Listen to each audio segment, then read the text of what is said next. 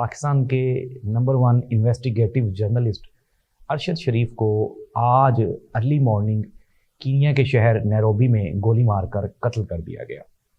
ناظرین، مختلف اطلاعات ہیں اور مختلف سٹوریز ہیں، لیکن کچھ بھی ہوا، پاکستان ایک قیمتی اثاثے سے محروم ہو گیا۔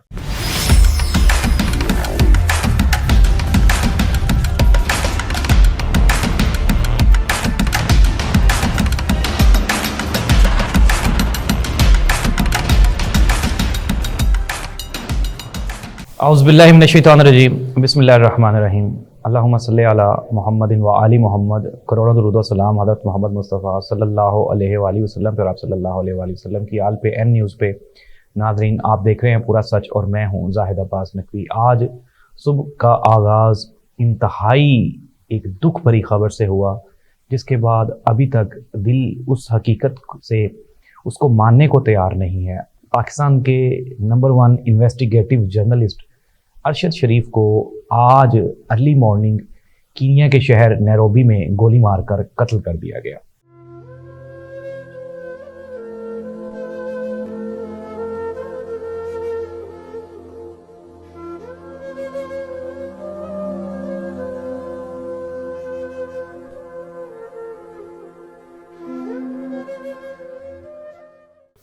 ناظرین، مختلف اطلاعات ہیں اور مختلف سٹوریز ہیں، لیکن کچھ بھی ہوا، پاکستان ایک قیمتی اثاثے سے محروم ہو گیا۔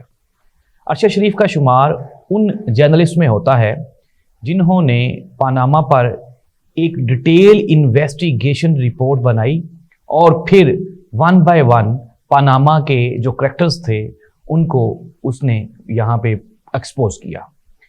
پھر اس کے بعد جب سے رجیم چینج آپریشن ہوا، اس کے بعد ارشد شریف ایک سیکوینس کو لے کے چل رہے تھے، وہ کون ہے یا کون تھا کے نام سے وہ اپنے پروگرامز کر رہے تھے، جس میں پاکستان کی جو با اثر شخصیات ہیں ان کے بارے میں وہ ڈیٹیلز پروگرام کر رہے تھے۔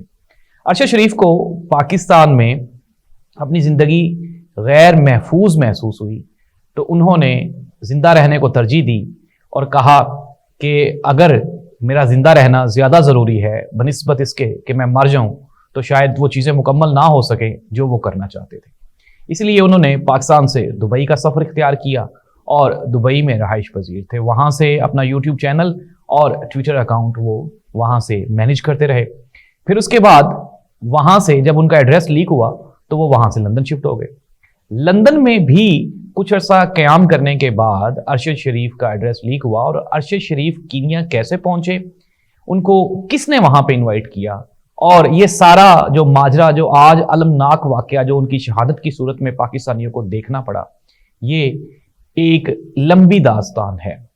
ناظرین، ان کو کس نے مارا، کیوں مارا، لیکن یہ تو بعد کی باتیں ہیں، لیکن ذمہ داران یہ نظام ہے۔ ذمہ دار ہمارا وہ بوسیدہ نظام ہے جو ہمیں سچ بولنے سے منع کرتا ہے۔ کبھی ہمارے سامنے آپس کے ریلیشنز آ جاتے ہیں اور کبھی کوئی خوف آ جاتا ہے جو ہمیں سچ بولنے سے روکتا ہے، لیکن ارشد شریف نے سچ بولنے کو ترجیح دی۔ ناظرین، ارشد شریف نے پریزیڈنٹ آف پاکستان عارف علوی صاحب کو چند روز پہلے ایک خط لکھا۔ اس خط میں انہوں نے ڈیٹیل سے لکھا کہ میری جان کو خطرہ ہے اور اس لیے میری حفاظت کی جائے، لیکن جب اسٹیٹ اس کی حفاظت کرنے میں ناکام ہوئی تو وہ ملک چھوڑ کے چلا گیا۔ اور پھر جس طرح سے شیریں مزاری صاحبہ نے بھی کہا کہ کچھ لوگوں نے ارشد شریف کی سپاری دے رکھی تھی، یعنی اس کی جان کو واقعی خطرہ تھا۔ ناظرین، ارشد شریف نے جو خط صدر پاکستان عارف علوی کے نام چھوڑا، اس خط میں وہ تمام واقعات جو کہ گزشتہ چند ماہ میں رونما ہوئے ہیں وہ سب اس میں مینشن تھے۔ اس میں مشہور صحافی عمران ریاض خان، پھر اس کے بعد سمیع ابراہیم اور پھر جمیل فاروقی کے نام واضح طور پہ لکھے ہوئے تھے، اور یہ کہا گیا تھا کہ ان پر تشدد کیا جائے گا اور شاید مجھ پر بھی تشدد کیا جائے گا، لیکن ارشد شریف تشدد سہنے کے لیے زندہ ہی نہ بچا۔ ارشد شریف کو آج سے 1 ماہ قبل ARY میڈیا ہاؤس نے نوکری سے فارغ کر دیا، لا تعلقی کا اعلان کیا اور پھر اس کے بعد یہ سارے جو تبدیلیاں ہیں یہ رونما ہونا شروع ہوئی. ارشد شریف کو کس کے کہنے پہ نوکری سے نکالا گیا, ARY پہ کس کا پریشر تھا, یہ سب جانتے ہیں. ناظرین, اب سچ بولتے ہوئے زبانیں کانپیں گی, سچ لکھتے ہوئے ہاتھ کانپیں گے, اور شاید سچ سنتے ہوئے کان بھی لرز اٹھیں. لیکن معاملہ یہ ہے کہ پاکستان اندرونی اور بیرونی طور پہ ہر روز کمزور ہوتا جا رہا ہے. ارشد شریف کی موت نے کئی سوالات کو جنم دیا ہے, اور اس کے میں پہلے بھی کہہ چکا ہوں کہ سب سے بڑا لاس اس کی فیملی کے لیے ہے, اس کی بیوی کے لیے, اس کی ماں کے لیے. ناظرین, آپ کو ایک اور بات بتا دیں کہ یہ ارشد شریف کوئی عام پاکستانی نہیں تھا. ارشد شریف شہیدوں کی فیملی میں سے تھا, جس کی آلریڈی اس کا بھائی شہید ہو چکا ہے پاکستان آرمی کو سرو کرتے ہوئے. اس کی ماں نے کہا کہ میں جانتی ہوں کہ میرے بیٹے کو گولی مار دی گئی ہے, بس میری صرف یہی خواہش ہے کہ میرے بیٹے کی لاش کو عزت و تکریم کے ساتھ پاکستان لا دیا جائے.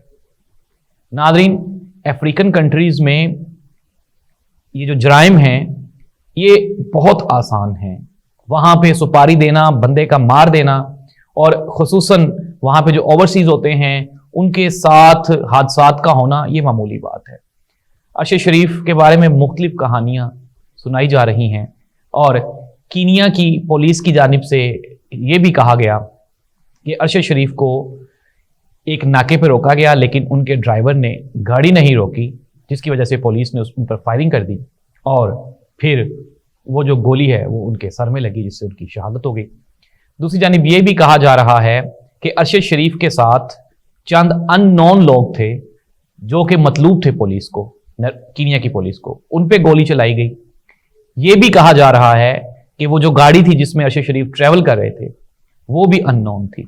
ناظرین, یہاں پہ ایک اور بات قابل غور ہے جو میں آپ کو بتانا چاہتا ہوں کہ اوریہ مقبول جان صاحب نے بھی گزشتہ دنوں کہا کہ جب میں یہ سارا سسٹم جب چینج ہوا تبدیلی کے بعد, تو مجھے کئی دوستوں نے مشورہ دیا, وہ کئی ہمدرد دوست تھے میرے جنہوں نے مجھے مشورہ دیا کہ آپ ایسا کریں کہ آپ پاکستان چھوڑ کے کینیا کے شہر نیروبی میں وہاں پہ شفٹ ہو جائیں, وہاں پہ بڑا سستا اور اچھا ملک ہے, اچھا شہر ہے, آسان زندگی ہے, تو آپ وہاں پہ چلے جائیں.